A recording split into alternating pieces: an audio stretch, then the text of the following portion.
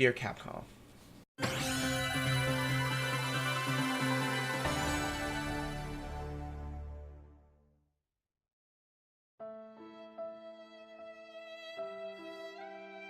I would have never thought I would have to get your attention with a Dear John letter.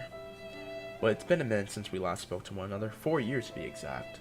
But ever since I picked up Ultimate Marvel 3 on Steam back in the spring, which, great netcode by the way, and your success with Resident Evil 7, and the DLCs that you just recently released, and now you're working with Marvel again, and just released Marvel vs. Capcom Infinite back in September. Honestly, I could not be any more happier for you. But for someone who has gotten to know you intimately and personally, I have to give you some advice. That being not to let your past mistakes and our missteps in our relationship dictate the decisions you make from this moment on. I remember the first time you and I met, Street Fighter 2 on Sega Saturn. I was roughly 3 when my brother gave me an unplugged controller, so it felt like I was winning him in the game. It wasn't much of a first impression. It was something that would slowly build itself up. And I ran into you a couple of times with X-Men vs. Street Fighter and Marvel Superheroes vs. Street Fighter. It wasn't until Rival Schools when we fully got acquainted. And then after Street Fighter EX, our relationship took off. I was too young to play Resident Evil and Dino Crisis, but watching it being played by someone else until 2 in the morning, that was a real treat. 2001, Marvel vs. Capcom, Power Stone 2. You brought me these games once I got Sega Dreamcast for Christmas. I spent hours upon hours upon hours upon hours on weekends playing what you had created until it was time to turn them back in. My grandmother had took me and my brother to Blockbuster and Hollywood Video because she was not spending money on video games. Off topic. Those were the good times. Not to mention I was given a Sega Genesis the year prior and got my butt handed to in Street Fighter 2 Championship Edition. And then 2002 to 2004, even when I moved on with other consoles, you had content that I could always turn to. So when Capcom vs. SNK 2 came out, it soon became the one game I would spend hours playing until my brother went back to college because, college is a thing. I easily forgave you for EX3. You were tired and you were working with someone else. Arika. Finally said it right. Took a few takes, but still. I bring these up because these are memories I cherish the most, and even when our relationship started to hit walls, you never stopped us. Hell, I rented Capcom Friday Evolution on freaking Gamefly to see if it was as bad as people said. I never got the chance to play Onimusha because again I was too young, but you understood. I finally dipped my toes in Resident Evil with Resident Evil 4, my first horror game in 2008 after turning 13 on PlayStation 2. There's not a day that goes by that I don't regret that decision, and it helped me get into the horror genre of games, which have included Fear, Outlast, Fatal Frame, just to name a few. It was also around that time that you announced Street Fighter 4, which took the entire gaming world by storm. And at that point, I felt like you were on top of the world. However, it turned out to be the beginning of the end for our relationship. It started with Resident Evil 5, and when I began to notice the changes going on with you, not that I'm saying the series was perfect, it was far from perfect, but I could tell, along with the millions of copies, that you were going to the action-oriented spot of games. And yet, I couldn't be mad. After all, the game was mindless fun. Yeah. You said I go fly. Oh. Well, then the Xbox version. What the f...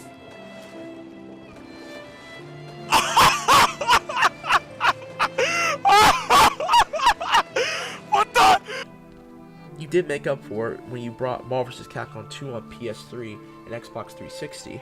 And immediately when people back, you worked with Tatsunoko to make one of the most underrated crossover games in your library, that being Tatsunoko vs. Capcom, on the Nintendo Wii, and the game was really very expensive, off record. And then that's when you announced Marvel vs. Capcom 3, before E3 in 2010.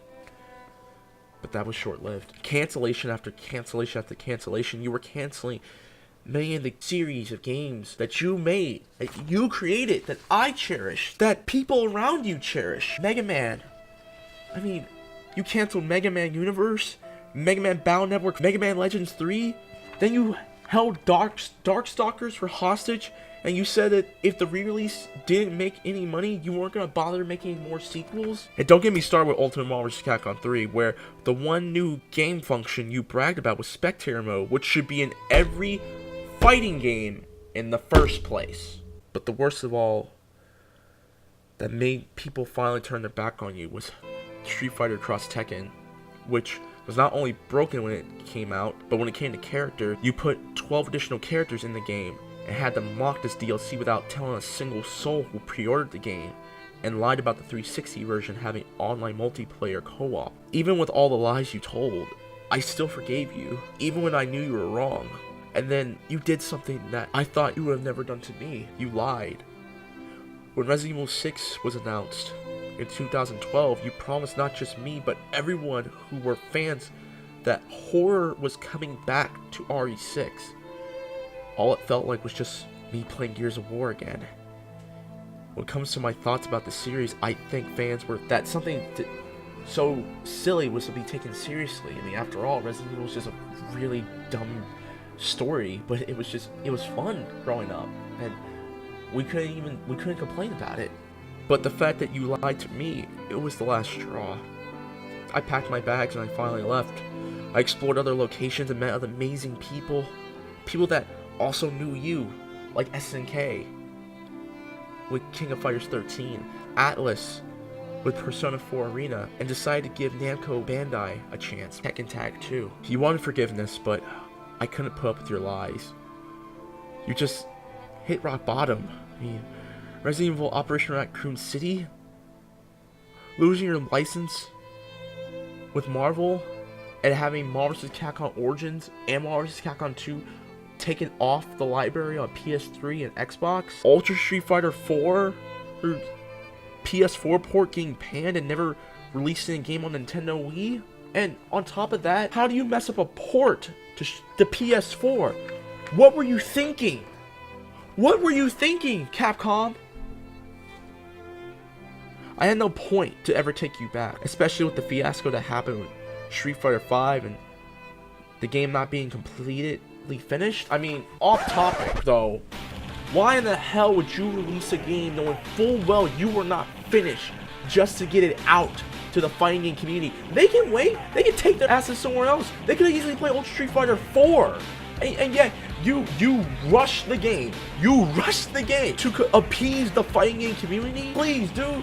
Smash Brothers players can't even take a bath and not stink up the entire place. I'm just saying, have y'all even been to like a local fighting game tournament and had to smell niggas playing Smash? I'm just saying, my God, they stink like.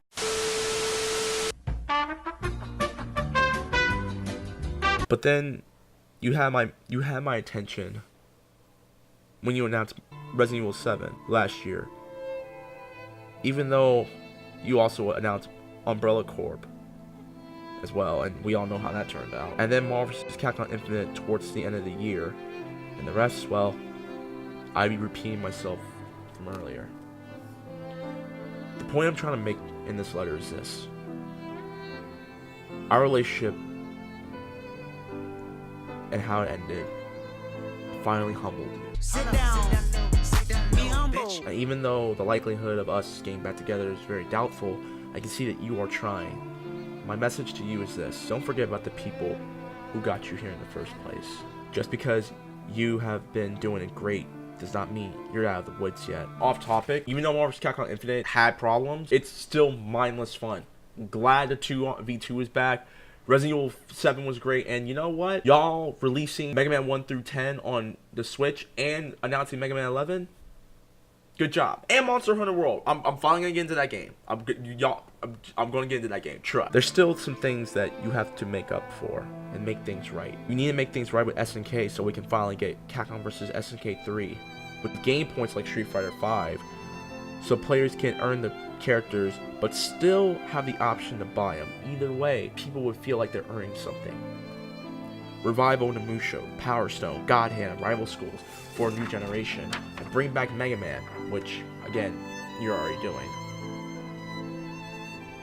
These are just considerations that I hope you are thinking about so that you can atone for your sins, not just for me, but to those you love as well. I wish you the best of luck on your journey, and if you need me, you know where to find me. I'll be watching you. Till then, Godspeed. Hey, thanks for watching. In case you're wondering what other platforms I'm on, be sure to follow me on twitch.tv/recklessfox, where I do live playthroughs and my live reviews on television and or movies. Follow me on Twitter to get daily updates and hear me talk about my life outside the internet. And subscribe to my YouTube channel. And be sure to hit the bell icon, because YouTube's algorithm is worse than being mauled to death by a bunch of flesh-eating robots. Till then, keep on wrecking things 20 odds or less. Deuces!